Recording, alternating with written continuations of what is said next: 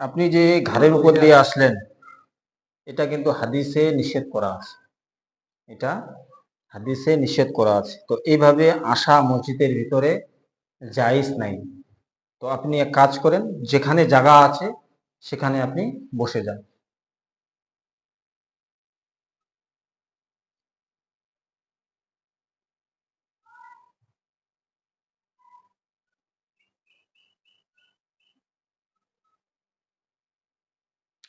আপনি আবার গল্প করতেছেন।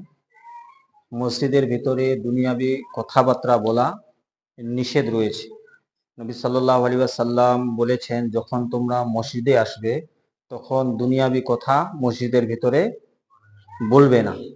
তো আপনি এই যে কথাগুলো আছে এগুলো মনে রাখবেন।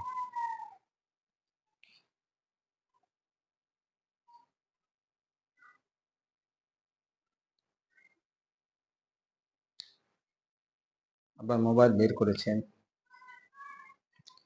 যে মোবাইল, এই মোবাইলও মসজিদের ভিতরে নিষেধ আছে। এটা এই যে মোবাইলটা আপনি বের করেছেন, এটা ডিস্টার্ব হচ্ছে মানুষের। আপনি মোবাইল বের না করে তাসবিহ বের করেন।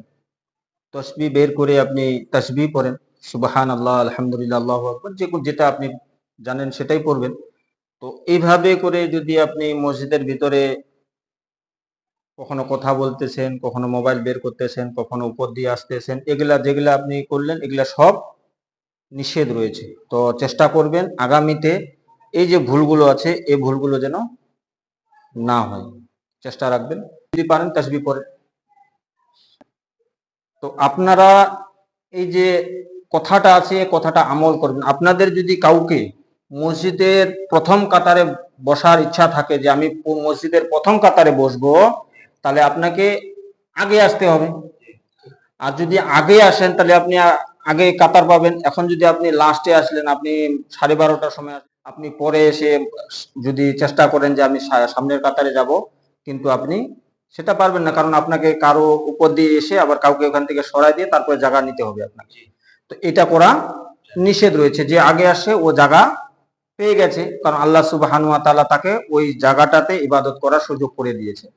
তো আপনারা এই আমলটা করার চেষ্টা করুন। আসসালামু আলাইকুম ভিউয়ার্স, আমরা এই যে ভিডিওটা বানাইলাম, এই ভিডিওটা বানানোর উদ্দেশ্য হচ্ছে, আমরা অনেক সময় মসজিদে আসি, মসজিদে এসে আমরা পরে আসি, কিন্তু আমরা প্রথমের কাতারে যাওয়ার চেষ্টা করি। তো আমরা চেষ্টা করব যে আমরা পূর্বে এসে পূর্বের কাতারে বসার চেষ্টা করব, পরে এসে আগের কাতারে আমরা যাওয়ার চেষ্টা করব না। যদি আগের কাতার আমার দরকার হয় তাহলে আমি তাড়াতাড়ি আসব। কোনো মানুষের ঘাড়ের উপর দিয়ে আমরা কখনো যাব না। এই আমলটা আমরা করার চেষ্টা করব। আসসালামু আলাইকুম।